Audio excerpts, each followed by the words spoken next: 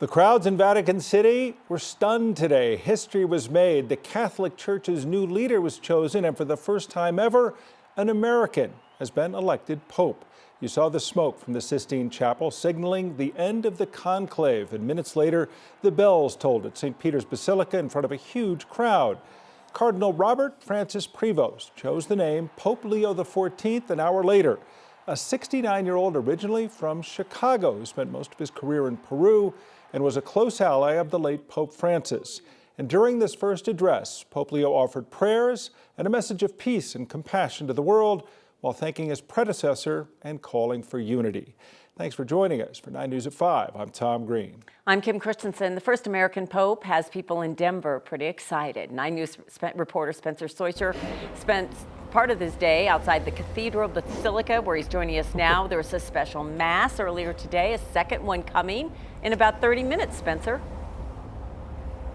Yeah, we got people showing up for it now, it looks like already. You can see there's a bunting that they just put up here as well. It's been really interesting to see how quickly people got down here earlier today. We saw multiple people show up with suitcases and bags like they popped into the nearest church from wherever they may have been going for Mass.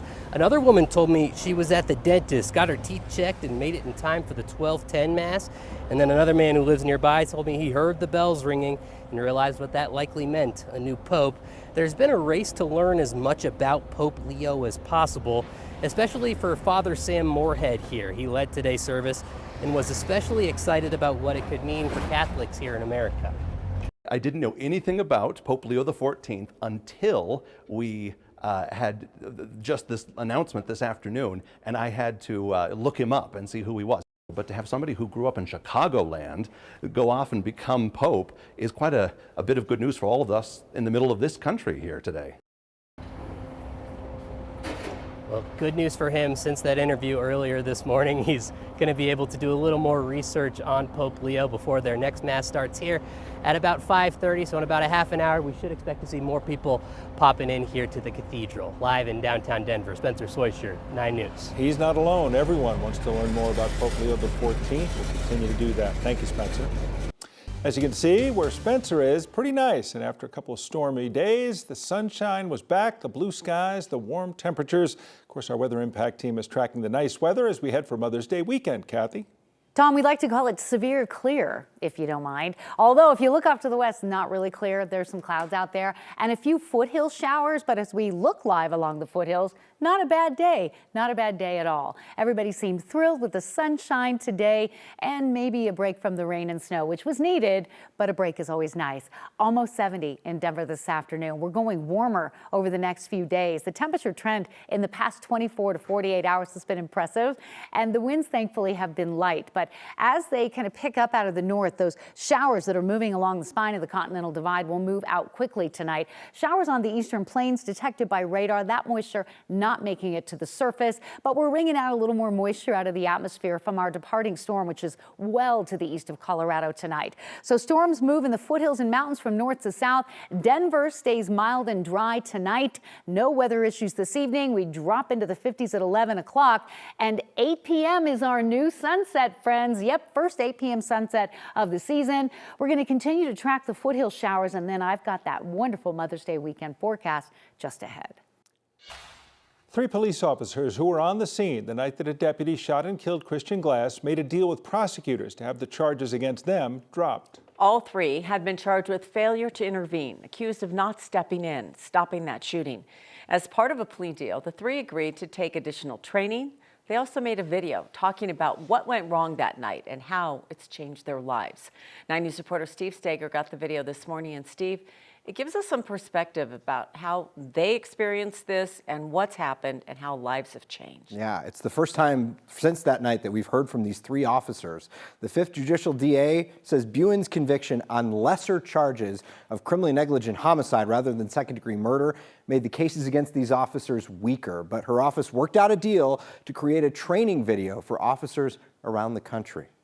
We probably had time to our advantage. What I think went wrong was a breakdown in communication. Everyone should have taken a step back and kind of delayed things and taken a breather. The benefit of hindsight is apparent in this new nearly 30-minute police training video, a condition of dropping the failure to intervene charges against 3 officers there the night Christian Glass was shot and killed. The night Glass, who was having a mental health crisis, called 911 for help. Don't pick him up, all right? You throw that knife in the back seat.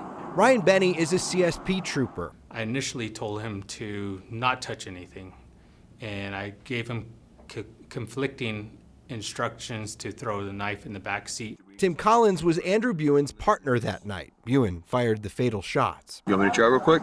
He says he wishes Buen had let him do the talking. If I could go back, I would tap him on the shoulder or maybe speak a little bit louder and say, hey bud, do you want me to take this contact over? Where's the best spot that I'm going to hopefully not hurt him? I want you on top of the hood with a gun on him if he's got that knife.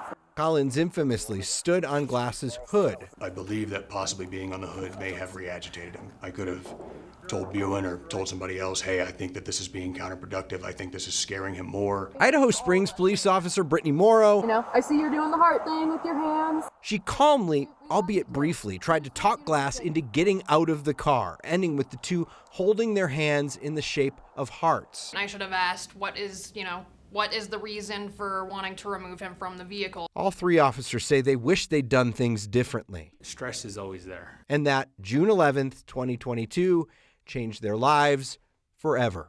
For the remainder of my life, I will be known for this situation. The individual I was involved with noted that I could no longer make the heart shape with my hands at her. I couldn't do it anymore, and I still can't do it to this day. The DA told me if the video teaches one officer to de-escalate enough to save a life, then the plea deal has been successful. She says hundreds of police departments across the country already used the body camera video of that night to teach their officers what not to do. In the studio, Steve Steger, 9 News. The Glass family fought hard for this too. They did, and you know, this spares them from having to go through 3 more trials. They've already had to go through 2 for Andrew Buen. They've had to relive this over and over and over and again. They have not seen the video. Mom and Dad have not watched this video yet. It gives them a chance to kind of get a step away and not have to see it. Thank you, Steve. We appreciate it. Thornton police say they have identified a car they believe was involved in a road rage shooting last week. It happened last Friday near the intersection of 104th Avenue and Colorado Boulevard, just before 6 o'clock. Police say one driver shot another in the arm. A woman and minor were in the victim's car at the time. They were not hurt. Thornton police have not identified the shooter yet. They believe they took off in a maroon Jeep Grand Cherokee. Anyone with information is asked to call police. After nearly 5 decades of investigating, the Boulder County Sheriff's Office says ballistic technology has led to the closure of a cold case. The Sheriff's Office says a 20-year-old named John Patterson was working as a clerk at a gas station in the fall of 1975 when deputies found him stabbed to death. They recovered 2 unfired cartridges near his body. At the time, they arrested Louis Locasero, who was staying at a nearby motel. Deputies say they found plenty of evidence tying him to the crime, including a knife that matched Patterson's wound and a gun that would have taken those cartridges. But investigators couldn't actually link his firearm to the crime. That is until recent ballistic testing did connect them. The Boulder County Sheriff's Office believes Locasero tried to rob the convenience store that night. There will be no arrests in this case, though. Locasero died last year.